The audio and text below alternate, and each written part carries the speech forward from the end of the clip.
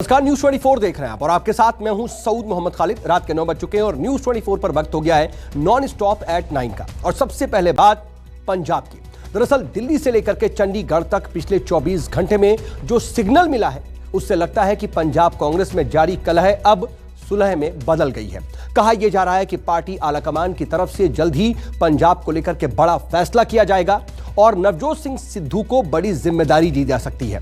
इस बात पर तब और मुहर लग गई जब चंडीगढ़ में अमरिंदर सिंह द्वारा बुलाई गई लंच बैठक से निकलने के बाद सिद्धू विरोधी नेताओं के सुर नरम पड़ते दिखाई दिए।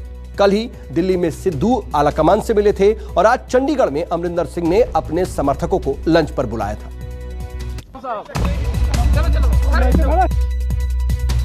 कांग्रेस की तरफ से कहा जा रहा है कि सिद्धू और कैप्टन की सियासी कलह खत्म हो रही है और दिल्ली में सिद्धू को लेकर जो फॉर्मूला तैयार हुआ है वो पार्टी के भीतर विवाद को खत्म कर देगा। लेकिन अभी तक सिद्धू को लेकर दिल्ली में क्या तय हुआ है इसका फाइनल फॉर्मूला सामने नहीं आया है। बस इतना कहा जा रहा है कि दूरियां दूर होने वाली हैं और सिद्धू को जिम्मेदारी मिलने वाली है। इस बीच आज चंडीगढ़ में अमरिंदर सिंह ने अपने समर्थकों के साथ लंच के बहाने शक्ति प्रदर्शन किया। सरकारी निवास पर बुलाई गई अमरिंदर सिंह की लंच डिप्लोमेसी में 5 सांसद, 8 कैबिनेट मंत्री, 30 कांग्रेस पार्टी के जिलाध्यक्ष और 20 विधायक मौजूद रहे। सूत्रों के मुताबिक इस मीटिंग में कैप्टन अमरिंदर सिंह ने आलाकमान के द्वारा अंतर कलह को सुलझाने के लिए बनाए जाने वाले फॉर्मूले को लेकर अपने करीबी नेताओं से चर्चा की।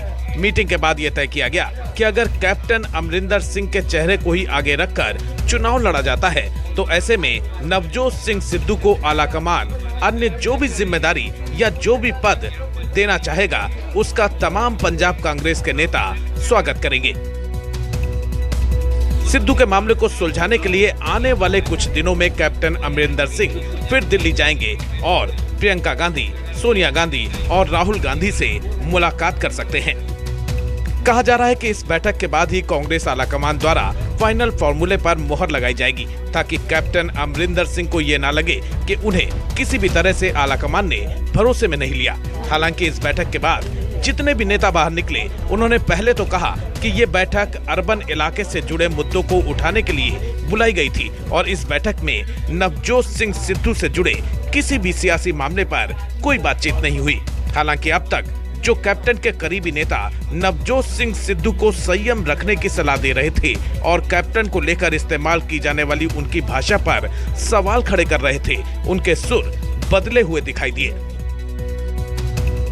इस समय कैप्टन अमरिंदर सिंह सीसमा फार्म से होते हुए अपनी सरकारी रहायश के ऊपर पहुंचने वाले हैं। फिलहाल आप देख सकते हैं कि नवजोत सिंह सिद्धू वहां पर दिल्ली में डेरा जमाए हुए हैं तो कैप्टन अमरिंदर सिंह अपने सरकारी रहायश में पहुंचने वाले हैं। फिलहाल आप देख सकते हैं कि कैप्टन अमरिंदर सिंह का जो काफिला है उनकी सरकारी रहायश के ऊपर पहुंच चुका है। ब्रह्म महिंद्रा, लाल सिंह, अश्विनी सेकड़ी, दूसरे लोग वहां पर अंदर इंतजार कर रहे हैं क्योंकि कैप्टन अमरिंदर सिंह चाहते हैं कि ग्राउंड जीरो के ऊपर जो रूठे हुए कांग्रेसी हैं, जो पुराने कांग्रेसी हैं, उनको इकट्ठा करके 2022 का कैप्टन वही बने और वही कांग्रेस की चुनावी नैया को पार लगा सकने में सक्षम होंगे। अब तक सिद्धू के खिलाफ बयान देने वाले कई नेताओं ने कहा कि नवजोत सिंह सिद्धू भी पार्टी के बड़े चेहरे हैं और आलाकमान के द्वारा उनको भी जो भी जिम्मेदारी दी जाएगी वो सबको कबूल होगी और सब उस फैसले को मानेंगे। चुनिंदा नेता, चुनिंदा विधायक, चुनिंदा सांसद बुलाए गए थे। नहीं ਇਹੋ ਜੀ ਕੋਈ ਗੱਲ ਨਹੀਂ। ਦੇਖੋ ਉਹਨਾਂ ਨੇ 2022 ਦੀ ਇਲੈਕਸ਼ਨ ਨੂੰ ਲੈ ਕੇ ਸਾਰੇ ਜਿਹੜੇ ਅਰਬਨ ਏਰੀਆ ਦੇ ਜਿੱਦਾਂ ਹੁਣ ਅਰਬਨ ਏਰੀਆ ਦੇ ਵੋਟਰ ਹੁੰਦੇ ਆ ਉਹਨਾਂ ਦੇ ਅਲੱਗ-ਅਲੱਗ ਕੈਟਾਗਰਾਈਜ਼ ਤਰੀਕੇ ਨਾਲ ਬਣਾਉਣਾ ਹੈ ਤਾਂ ਕਿ ਸਾਰਿਆਂ ਦੇ ਆਪ-ਆਪ ਜਾਣੇ ਜਾਣ। 2022 ਦੀ ਇਲੈਕਸ਼ਨ ਦੀਆਂ ਤਿਆਰੀਆਂ ਸ਼ੁਰੂ ਨੇ ਸਾਡੀ ਪਾਰਟੀ ਵੱਲੋਂ। ਪਹਿਲੀ ਗੱਲ ਇਹ ਹੈ ਕਿ ਅੱਜ ਮੁੱਖ ਮੰਤਰੀ ਕੈਪਟਨ ਅਮਰਿੰਦਰ ਸਿੰਘ ਨੇ ਅਰਬਨ ਲੋਕਾਂ ਦੀ ਇੱਕ ਮੀਟਿੰਗ ਬੁਲਾਈ ਕਿ ਅਰਬਨ 'ਚ ਵਸਣ ਵਾਲੇ ਲੋਕਾਂ ਦੀਆਂ ਕੀ ਸਮੱਸਿਆਵਾਂ ਤੇ ਉਹਨਾਂ ਵਾਸਤੇ 2022 ਦਾ ਕਿਉਂਕਿ ਟੀਚਾ ਹੈ ਔਰ ਉਹਨਾਂ ਵਾਸਤੇ ਕੀ ਮੁਸ਼ਕਲਾਂ ਹੋ ਰਿਹਾ। ये बात साफ है कि हर हाल में कैप्टन अमरिंदर सिंह 2022 पंजाब विधानसभा चुनाव अपने चेहरे को ही आगे रखकर लड़ना चाहते हैं और उन्हें उम्मीद है कि सीनियरिटी के हिसाब से कांग्रेस आलाकमान भी इस फैसले पर हामी भर देगा। इसी वजह से अब कैप्टन अमरिंदर सिंह खेमा भी नवजोत सिंह सिद्धू के साथ जारी टकराव को खत्म करने के मूड में है और आलाकमान के द्वारा सिद्धू को पंजाब कांग्रेस में एडजस्ट किए जाने के फॉर्मूले का इंतजार किया जा रहा है। विशाल एंग्लिश की रिपोर्ट, चंडीगढ़, न्यूज़ 24। उधर उत्तर प्रदेश में विधानसभा चुनाव की उठापटक तेज हो गई है और आज सपा अध्यक्ष अखिलेश यादव का जन्मदिन है और इस मौके पर मीडिया से रूबरू होते हुए उन्होंने ये ऐलान किया कि वो 2022 का चुनाव छोटे दलों के साथ मिलकर लड़ेंगे और अखिलेश ने इस दौरान बीजेपी पर भी निशाना साधा। यूपी में 22 की बादशाहत के लिए हर सियासी पार्टियां एक दूसरे के खिलाफ चक्रव्यूह तैयार करने में जुटी हैं। आज सपा प्रमुख अखिलेश यादव ने अपने जन्मदिन के मौके पर ये ऐलान कर दिया कि वो अगला विधानसभा चुनाव छोटे दलों को साथ लेकर लड़ेंगे। हालांकि ओवैसी के चुनाव लड़ने का सवाल वो ये कहकर टाल गए कि भाजपा ध्यान भटकाने की कोशिश करती है, तरह तरह के हथकंडे इस्तेमाल करती है। इस मौके पर अखिलेश ने पूछा कि भाजपा बताए कि उनके संकल्प पत्र का क्या हुआ, जिसमें वादों की भरमार की गई थी। समाजवादी पार्टी छोटे दलों से गठबंधन करने जा रही है। आपने इससे पहले भी 2 बड़े दलों के साथ में किया गठबंधन। आने वाले समय में छोटे दलों के साथ गठबंधन समाजवादी पार्टी करेगी। जो बात हो रही है चाहे AIMIM हो या उत्तर प्रदेश में सभी दल चुनाव लड़ने आएंगे और उत्तर प्रदेश इतना बड़ा प्रदेश है, स्वाभाविक है सभी दल यहाँ चुनाव लड़ने आएंगे। तो सर मुख्यमंत्री उप मुख्यमंत्री मुस्लिम हो या 5 से ज्यादा या 20 से ज्यादा उप मुख्यमंत्री, ये भी बातें भी होने लगी। ये तो कैसे आप लोग जाएंगे? देखिए ये बहस इसलिए है, भारतीय जनता पार्टी असली मुद्दों पर बहस नहीं करना चाहती। जानकारी के मुताबिक सपा, बसपा, कांग्रेस और भाजपा सभी छोटे दलों के संपर्क में हैं। खुद भाजपा अपने पुराने सहयोगियों की नाराजगी दूर करने में जुटी है और दावा कर रही है कि उनका गठबंधन जनता के साथ है। भारतीय जनता पार्टी का गठबंधन जनता से हो गया है। हम विकास के आधार पर वोट मांगने जाएंगे और पूरा विश्वास है जनता का आशीर्वाद और मत फिर से भारतीय जनता पार्टी को मिलेगा। भला कांग्रेस कैसे पीछे रहती, उसने भी गठबंधन के सवाल पर ताल ठोक दिया कि उनका भी गठबंधन जनता के साथ है, लेकिन अगर कोई छोटा दल साथ आना चाहेगा तो विचार जरूर किया जाएगा। कांग्रेस पार्टी स्वयं सभी सीटों पर चुनाव लड़ेगी और समान विचारधारा वाले अगर कुछ सामाजिक संगठन या कोई छोटे दल आएंगे तो निश्चित तौर पर हम विचार करेंगे। ये तो माननीय राष्ट्रीय अध्यक्ष जी के ऊपर डिपेंड करता है कि वो मेरे लिए क्या करते हैं, लेकिन संकेत तो कुछ ना कुछ तो जा ही रहा है और मैं उनके कार्यालय में आ करके मैं केक काट रहा हूँ, तो निश्चित है कि मेरी आस्था उनसे जुड़ी हुई है। बहरहाल इस बार का विधानसभा चुनाव न सिर्फ सत्ताधारी भाजपा बल्कि सपा, बसपा, कांग्रेस के लिए भी नाक का सवाल है। लिहाजा सभी न सिर्फ संगठन की मजबूती पर बल्कि सियासी गठबंधन पर भी ध्यान दे रहे हैं। वो इस बात को भी बखूबी समझ रहे हैं कि क्षेत्रीय क्षत्रप भी अगर साथ रहे तो चुनावी नैया पार लगाने में आसानी होगी। उत्तर प्रदेश में विधानसभा चुनाव भले ही अगले वर्ष हो, लेकिन चुनावी सरगर्मियां तेज हो चुकी हैं। एक तरफ बीजेपी अपने पुराने सहयोगियों को मनाने में जुटी हुई है, तो दूसरी तरफ सपा अध्यक्ष अखिलेश यादव ने आज एक बड़ा बयान देते हुए यह स्पष्ट कर दिया कि आने वाला विधानसभा चुनाव वो छोटे दलों के साथ गठबंधन करके लड़ने वाले हैं।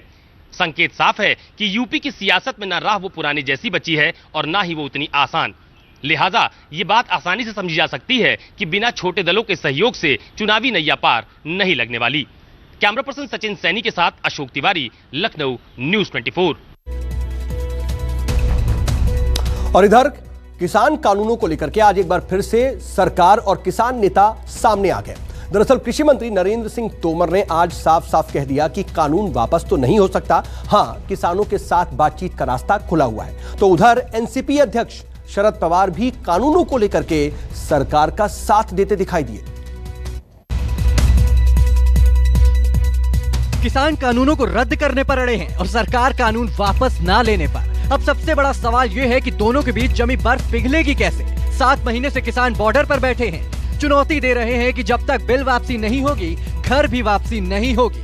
आज एक बार फिर सरकार की तरफ से साफ कर दिया गया कि बिल तो वापस नहीं होगा, हाँ सरकार को किसानों के साथ बातचीत करने में कोई परहेज नहीं है। कृषि सुधार बिल किसानों के जीवन स्तर में क्रांतिकारी परिवर्तन लाने वाले हैं। मोदी जी के नेतृत्व में एक कृषि सुधार बिल आए हैं। देश के अधिकांश क्षेत्र, अधिकांश यूनियन और अधिकांश किसान इन बिलों के समर्थन में हैं। जिन लोगों को आपत्ति है उनसे सरकार ने कई दौर की वार्ता की है। हमने किसान यूनियन के लोगों को कहा है, रिपील के अतिरिक्त कोई भी प्रस्ताव आपका हो तो भारत सरकार चर्चा करने के लिए तैयार है। नहीं तो पीछे क्यों हट जाएंगे? जिस उद्देश्य से आए हैं, हमारा है कि 3 कानून वापसी नहीं होंगे तो हम वापसी नहीं जाएंगे। हम धरना शांतिपूर्ण तरीके से धरना दे रहे हैं यहाँ पे, तो पीछे कैसे चल जाएंगे? इसमें आपने ये भी कहा कि आंदोलन को आम जनता की भावनाएं आगे बढ़ा रही हैं। ये एक वैचारिक क्रांति है, जहाँ वैचारिक क्रांति आई है उसने परिवर्तन किए हैं। विचार से हमारा कोई बड़ा हथियार नहीं है। नहीं तो विचारी तो अपने विचारी तो कह रहे हैं, ये वैचारिक क्रांति है और वैचारिक क्रांति को आप बंदूक से नहीं दबा सकते। आप बातचीत करो, जो मसले है उसका समाधान करो। मतलब जो आज हो रहा है प्रदेश और पूरे देश में, वो देश की जनता देख रही है। आप बंदूक के पुलिस फोर्स के ताकत पे उसको दबाना चाहते हो। उधर कृषि कानूनों पर एनसीपी अध्यक्ष शरद पवार भी खारिज करने के पक्ष में नहीं है। शरद पवार से जब पूछा गया कि क्या किसानों की मांग को देखते हुए महाराष्ट्र सरकार केंद्र के कृषि कानूनों के खिलाफ प्रस्ताव लाएगी, इस पर उन्होंने कहा कि पूरे कानून को खारिज करने के बजाय उन हिस्सों में संशोधन कर सकते हैं जिसको लेकर किसानों को आपत्ति है। शरद पवार मुंबई में एक प्राइवेट यूनिवर्सिटी के कार्यक्रम में शामिल हुए। वहीं पर जब कानूनों को लेकर पत्रकारों ने पूछा तो उनका ये बयान सामने आया। भूमिका स्वीकारल्याशिवाय ते काही चर्चा करायला तयार नाही, ते उचलायला तयार नाही। केंद्र सरकारने एक ग्रुप नेमला आणि त्यांच्याशी काहीतरी 9-10 मीटिंग आतापर्यंत झाल्या, पण त्याच्यामध्ये पूर्ण एकमत झालेली नाही आणि त्यामुळे ते काही दरअसल महाराष्ट्र सरकार के मंत्रियों का एक समूह केंद्र से पारित कृषि कानूनों के अलग अलग पहलुओं पर अध्ययन कर रहा है। इसी बीच शरद पवार का ये बयान सामने आया। बता दें कि केंद्र के द्वारा पास किए गए कृषि कानून के खिलाफ दिल्ली में पिछले साल 26 नवंबर से किसानों का प्रदर्शन चल रहा है। किसान गाजीपुर और सिंघू बॉर्डर पर प्रदर्शन कर रहे हैं। किसान कानून को रद्द करने पर अड़े हैं। शरद पवार आंदोलन के बाद इस कृषि कानून को बदलने के पक्षधर रहे हैं। कृषि कानून को लेकर एनसीपी सुप्रीमो शरद पवार का आज का जो बयान सामने आया है वो केंद्रीय कृषि मंत्री के बयान से मिलता जुलता है, जिससे महाराष्ट्र में कांग्रेस के नेताओं के कान खड़े हो चुके हैं। पिछले कुछ दिनों से महाराष्ट्र में एनसीपी और शिवसेना के नेताओं का मिलना जुलना काफी बढ़ चुका है, जिससे कांग्रेस के नेताओं को यह डर सता रहा है कि क्या कोई अलग चिड़ी तो नहीं पकड़ी। कैमरामैन अंचल सिंह के साथ विनोद जगदाले, न्यूज़ 24 मुंबई। और बात अब महंगाई की। दरअसल महंगाई से कराहती जनता पर एक और बोझ डाल दिया गया है और यह बोझ है रसोई गैस का। दरअसल पेट्रोल, डीजल से लेकर के सरसों के तेल और दूध के दाम में इजाफे के बाद अब रसोई गैस के दाम भी बढ़ा दिए गए हैं। रसोई गैस 25 रुपए 50 पैसे महंगी कर दी गई है। सवाल यह कि फिर हुआ महंगाई का बार, आखिर कैसे चलेगा घर परिवार। पेट्रोल डीजल महंगा, खाने का तेल महंगा और अब रसोई गैस भी महंगी हो गई। किचन में शामिल सबसे अहम चीजों में से एक गैस के बढ़े दाम अब दम निकालेंगे। महंगाई की ऐसी हालत तब है जब कोरोना संकट के बीच लोगों की आमदनी घटने और नौकरियां खत्म होने की खबरें हैं। ऐसे में इसका सीधा बोझ आम आदमी की रसोई पर पड़ेगा। ऐसा इसलिए कि हाल के दिनों में इसकी कीमतें काफी ज्यादा बढ़ाई गई हैं। बढ़ी हुई कीमतों के बाद दिल्ली और मुंबई में एक सिलेंडर 834 रुपए 50 पैसे का मिलेगा। चेन्नई में एक सिलेंडर के लिए 850 रुपए 50 पैसे देने पड़ेंगे। बहुत ज़्यादा मुश्किल है। अभी ज़्यादा वक्त नहीं हुआ है कि पहले भी गैस के रेट बढ़ाए हैं और अब दोबारा रेट बढ़ा दिए हैं। बताइए हम कैसे बनाएं? महंगा इतना होते जाता है, पब्लिक कैसे सहन करेगा? अभी रोज आना जाना ट्रेन से बस से बंद है तो ज़बरदस्ती 2 व्हीलर से जाना पड़ता है। तो अभी पेट्रोल डीजल का भाव ही इतना रेट कर दिया सरकार ने, तो क्या करेंगे? बहुत चुभता है। बाकी हम पहले लेते थे हर 2-3 महीने बाद 2 रुपए किलो बढ़ जाता है, तो ये तो बहुत महंगाई हो रही है। बजट में तो बहुत असर पड़ रहा है। पूरा आसमान छू ले रहा, खाने के लिए सोचना पड़ रहा है, खाएं कि ना खाएं। 2 सब्जी की जगह 1 सब्जी खाना पड़ रहा है। देखिए अगर 60 रुपये हर महीने बढ़ेगा तो साल में कितना हो जाएगा, पर इस हिसाब से तो असर तो पड़ेगा ही पड़ेगा। सब्जियां महंगी हो गई हैं और सब्जियों का दाम एकदम आसमान छू रहा है। ये भिंडी है 60 रुपए किलो दे रहे हैं, नेनुआ है 60 रुपए किलो है। सारी सब्जियां आसमान छू रही हैं। पिछले 6 महीनों की बात करें तो रसोई गैस के दाम 140 रुपए प्रति सिलेंडर बढ़े हैं, जबकि व्यवसायिक सिलेंडर पर 76 रुपए की बढ़ोतरी की गई। कोरोना काल में सबसे ज्यादा खाने पीने के तेल में आग लगी। सरसों के तेल ने तो डबल सेंचुरी मार दी। सरकारी आंकड़ों के मुताबिक मूंगफली का तेल 20% बढ़ा, सरसों का तेल 44% से ज्यादा महंगा हुआ। वनस्पति की कीमतों में करीब 45% की बढ़ोतरी हुई। सोया तेल करीब 53% बढ़ा, सूरजमुखी का तेल 56% और पाम ऑयल करीब 54.5% महंगा हुआ। अब ये एक चाय की प्याली बहुत महंगी हो चली है, क्योंकि चाय बनाने के लिए आप बार बार कुकिंग गैस का इस्तेमाल करेंगी और कुकिंग गैस की कीमत इस वक्त आसमान पर पहुंच चुकी है। 809 रुपए से बढ़कर सिलेंडर की कीमत 834 रुपए हो गई है, यानी सीधा 25 रुपए सिलेंडर बढ़ चुका है। इस वक्त हम एक अग्रवाल परिवार में मौजूद हैं और आप देखें, हालांकि तमाम घरों में अब पाइपलाइन आ चुकी है, लेकिन जहां पर सिलेंडर है वहां पर आप देखिए कि अब ये सिलेंडर जो है वो किस तरीके से आतंक मचा रहा है। चाय इस वक्त उबल रही है, लेकिन जिस तरीके से पानी उबल रहा है चाय बनने के लिए, ऐसे ही लोगों का गुस्सा भी उबाल पर है। गैस सिलेंडर और खाने पीने की चीजों के साथ डीजल पेट्रोल की कीमतें भी आसमान छू रही हैं। मुंबई सहित कई शहरों में पेट्रोल 100 रुपए प्रति लीटर के पार पहुंच गया है, जबकि डीजल के दाम भी 100 रुपए प्रति लीटर के करीब हैं। कोरोना महामारी के बीच आर्थिक मोर्चे पर संकट का सामना कर रही मोदी सरकार के सामने महंगाई बेकाबू होने का संकट है। जून में ही रिपोर्ट आई कि मई में थोक महंगाई दर रिकॉर्ड 12.94% पर पहुंच गई और इसका साफ मतलब ये है कि थोक में सामान महंगा होने पर खुदरा में लोगों पर इसका बोझ पड़ेगा और सामान खरीदना आम लोगों के लिए पहुंच से बाहर होता जाएगा। दिव्या के साथ दीपक दुबे और केजे श्रीवास्तव की रिपोर्ट, न्यूज़ 24। और अब बात बिहार की। दरअसल बिहार की राजनीति में दो युवा नेताओं पर राज्य के बाहर के लोगों की भी निगाहें टिकी हुई हैं और ये दो नेता हैं तेजस्वी यादव और चिराग पासवान। इस वक्त एलजेपी में चाचा भतीजा के बीच आर पार वाली राजनीतिक लड़ाई चल रही है। चिराग के सामने खुद को पार्टी को बचाने की चुनौती है।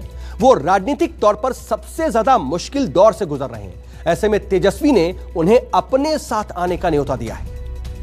पार्टी टूटने के बाद सियासी चौराहे पर खड़े चिराग क्या करेंगे अभी कुछ पता नहीं, लेकिन तेजस्वी की पार्टी खुले मन से चिराग का स्वागत कर रही है और साथ आने का न्योता भी दे रही है। चिराग और पासवान वोटरों को रिझाने के लिए आरजेडी ने पार्टी की स्थापना दिवस के साथ साथ रामविलास पासवान की जयंती भी 5 जुलाई को मनाने का फैसला लिया है। स्वर्गीय रामविलास पासवान जी दलितों के बहुत बड़े नेता थे।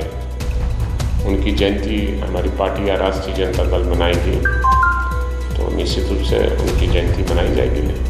क्यों मना रहे हैं रामविलास पासवान? रामविलास पासवान जी से संबंध पुराना रहा है और जब उनके पास एक भी एमएलए नहीं थे तो आदरणीय लालू प्रसाद यादव ने उनको खुद राज्यसभा में भेजने के काम किया। अपने पार्टी विधायकों की मदद से उनको राज्यसभा भेजा।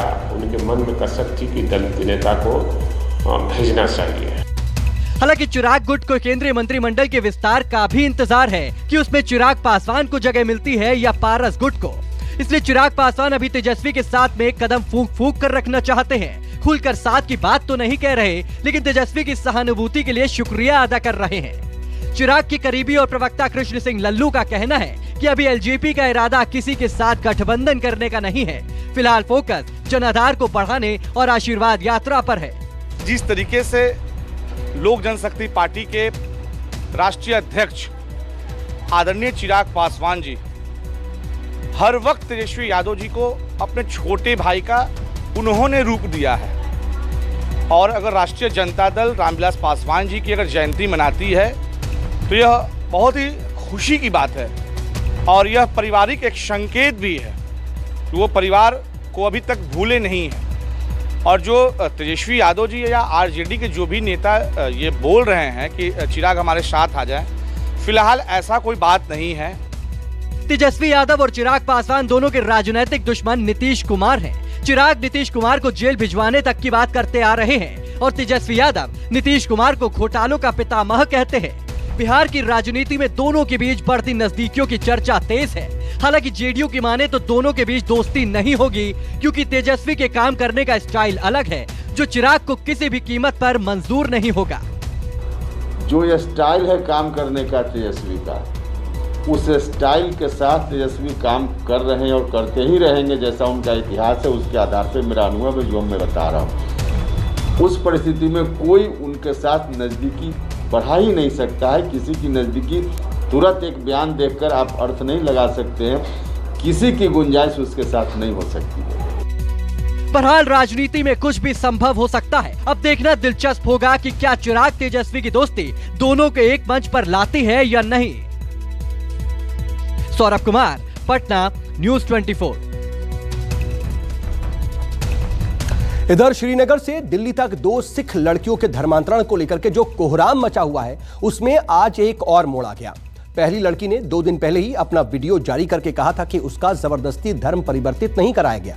तो अब आज दूसरी लड़की का भी वीडियो सामने आया है। इसमें लड़की ये कह रही है कि उसने अपनी मर्जी से धर्म परिवर्तन किया है और अपनी मर्जी से ही शादी की है।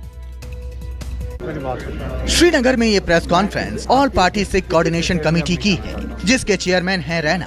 रैना के मुताबिक जम्मू कश्मीर में किसी भी सिख लड़की का जबरन धर्म परिवर्तन नहीं किया गया। रैना ने आरोप लगाया कि कुछ लोग यूपी और पंजाब की चुनावी राजनीति का खेल कश्मीर घाटी में धार्मिक भावनाओं को भड़काकर खेलना चाहते हैं। श्रीनगर से लेकर दिल्ली तक जो हुआ वो एक साजिश थी। जो मुजाहरा हुआ है वो मुजाहरा करने नहीं आए थे, आपस में सहमति करके बात करने आए थे कि कैसे सरकार के पास अप्रोच किया जी। जो दिल्ली से लोग आए थे जो टेंशन क्रिएट करना चाहते थे, उन्होंने कहा भाई आदमी इकट्ठे हो गया, मुजाहरे करा दो। वो अपनी साख जो दिल्ली में खोई हुई थी, उस साख को बहाल करने के लिए वो यहाँ है। इस बीच दनमीत के बाद दूसरी लड़की वीरन पाल कौर का भी वीडियो सामने आया। इस वीडियो में वीरन पाल साफ कह रही हैं कि उसने भी अपनी मर्जी से धर्म बदला है और अपनी मर्जी से शादी की है। उस पर किसी तरह का कोई दबाव नहीं बनाया गया। शादी की एफिडेविट और निकाहनामा दिखाया गया। मैं 2-3 महीने पहले मेरा भी कन्वर्जन हुआ है। मेरा जो प्रीवियस नेम था वो वीरनपाल कौर था। तो मेरा 3 महीने पहले मेरा कन्वर्जन हुआ है और मेरा कन्वर्जन बिल्कुल अपनी मर्जी से हुआ है, बिल्कुल किसी के दबाव में आके नहीं हुआ है, बिल्कुल अपनी मर्जी से हुआ है। एक तरफ लड़की कह रही है कि उसने अपनी मर्जी से शादी की है, उधर दूसरी तरफ मंगलवार को कथित धर्मांतरण की शिकार इस लड़की की शादी एक सिख युवक से कराई गई, क्योंकि सिख नेता इस निकाहनामे और एफिडेविट को फर्जी बता रहे हैं। ऐसे में सवाल है कि सच कौन बोल रहा है और झूठ कौन। अगर धर्म परिवर्तन और निकाहनामा झूठा है तो लड़की ने कोर्ट में झूठ बोला, लेकिन अगर दोनों सही हैं तो दूसरी शादी की कानूनी हैसियत क्या है। जम्मू कश्मीर में सिख युवतियों के जबरन धर्म परिवर्तन इल्जाम मामले में अब एक नया मोड़ सामने आया है।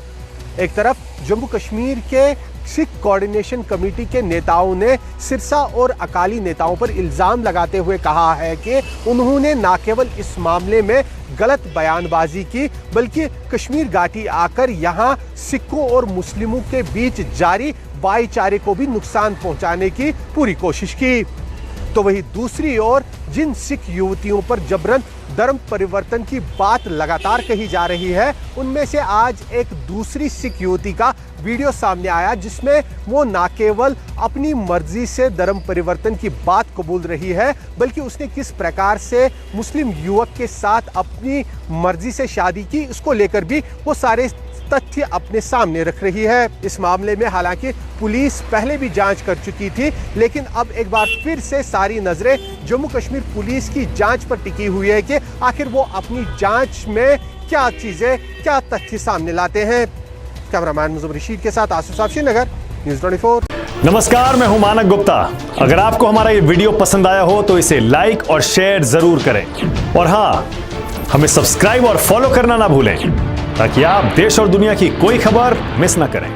चाहे कोई ब्रेकिंग न्यूज हो या कोरोना वायरस से जुड़ी कोई भी अपडेट, पॉलिटिक्स हो या आपकी जेब से जुड़ी कोई खबर, इलेक्शन की कोई न्यूज हो, कोई कंट्रोवर्सी हो या फिर कोई वायरल वीडियो, सब कुछ मिलेगा न्यूज़ 24 पर। तो जुड़े रहिए हमारे साथ और देखते रहिए न्यूज़ 24।